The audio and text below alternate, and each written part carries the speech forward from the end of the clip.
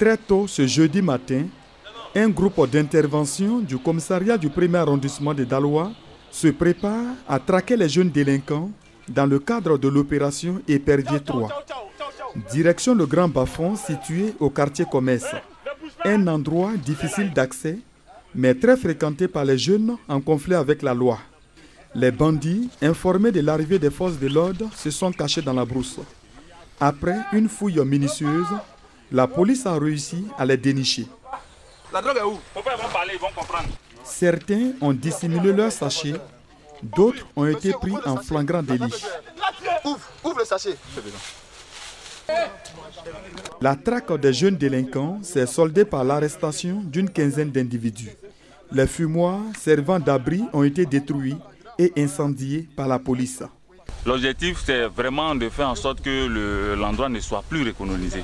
Une opération d'envergure qui a rencontré l'adhésion des populations, excédée par les agressions des jeunes en conflit avec la loi. La journée même, on a des problèmes. La nuit même à partir de 19h, quand tu sors, ton cœur bat. Parce à ton retour, tu ne sais pas qu'est-ce que tu vas croiser. Donc en tout cas, nous sommes très contents aujourd'hui. On ne veut même plus voir ça ici. Il y a un collègue qui est venu autrefois ruiner là, ils l'ont attrapé.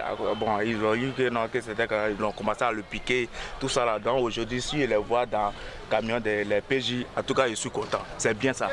Le commissaire de police Nguessan Zaka Thomas et ses hommes comptent mener ce genre d'opération jusqu'à ce que la ville de Daloa soit pacifiée. Quant aux jeunes interpellés, ils ont été conduits au commissariat du 1er arrondissement et le préfet de police, Ouattara Francis, compte les mettre à la disposition du parquet.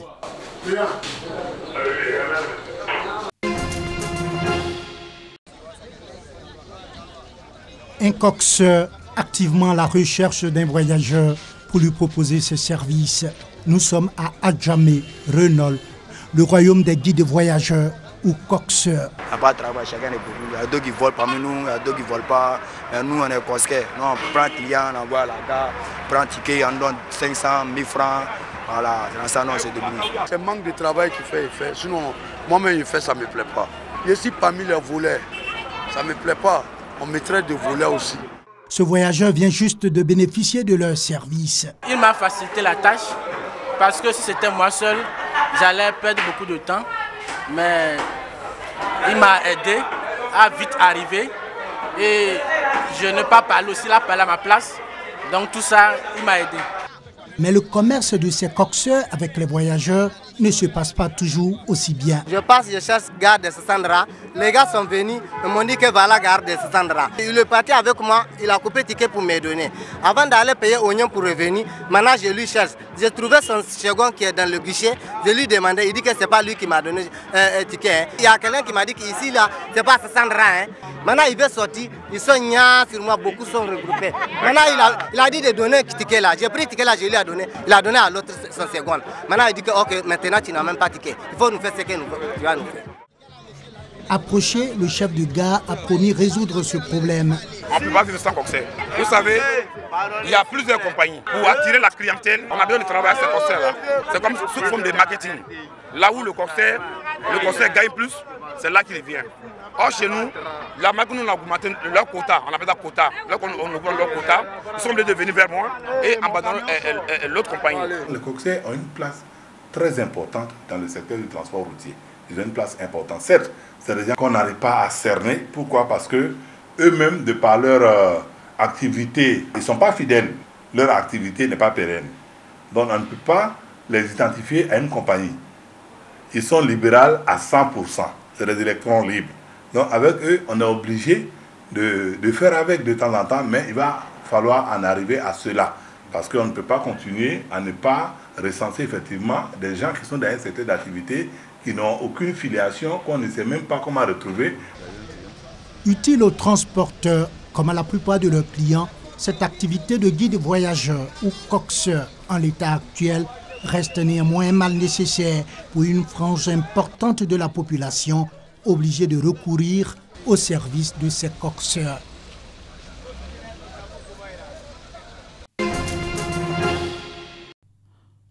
www.côte-d'ivoire-news est le site internet du portail d'information des villes de Côte d'Ivoire.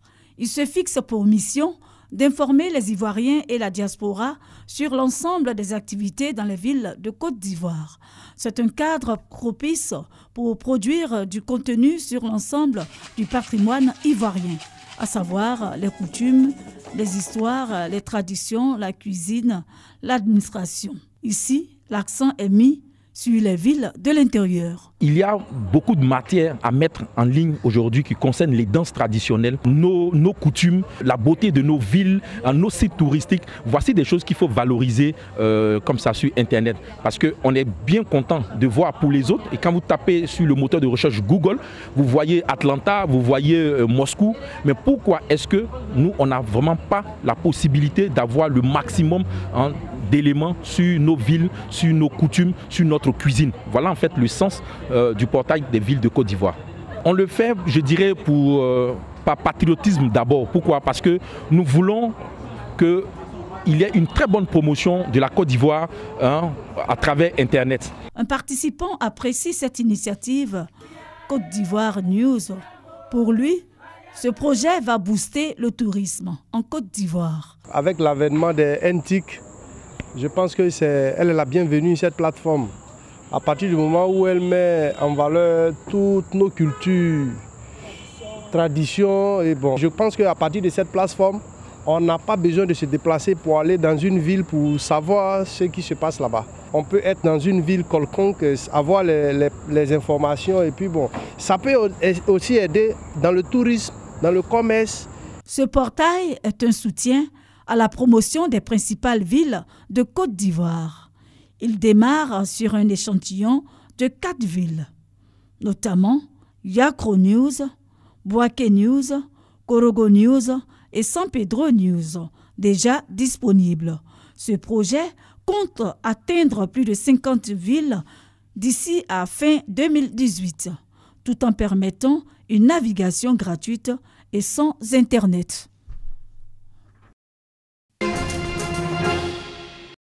Une commission nommée par le gouvernement rwandais a ouvert une enquête sur des allégations visant des soldats français le 24 octobre 2006.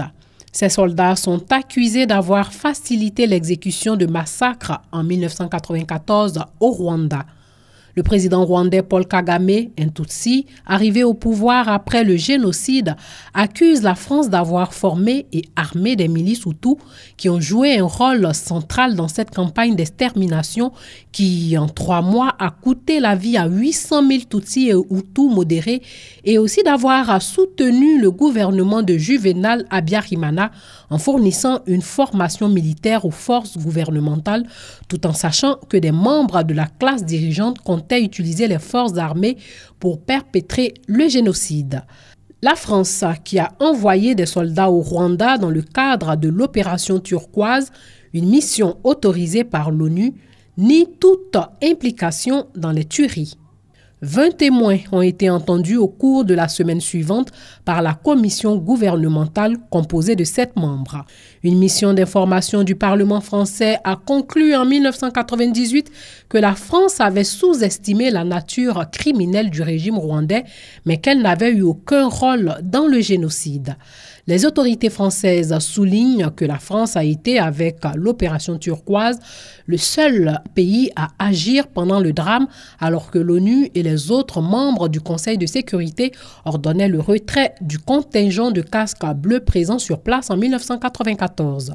Jacques Biozagara, ancien ambassadeur du Rwanda en France, a déclaré à la commission nommée par le gouvernement rwandais que les Français ont envoyé des soldats, des armes, formé des tueurs et érigé des barrages pour rendre plus facile aux meurtriers leur mission d'extermination des Tutsis. Biozagara a appartenu au Front patriotique rwandais, FPR, qui s'est rebellé au début des années 1990 contre les autorités Hutus. Les soldats français sont notamment accusés d'avoir facilité le massacre d'environ 50 000 Tutsis à Bisesero, un village situé sur une colline dans l'ouest du pays, en les incitant à sortir de leur cachette. Selon des rescapés, les Tutsis ont ensuite été abandonnés et exposés aux attaques des miliciens Hutus. 6 rescapés du génocide ont porté plainte en 2005 à Paris, accusant les soldats français de complicité dans des crimes contre l'humanité.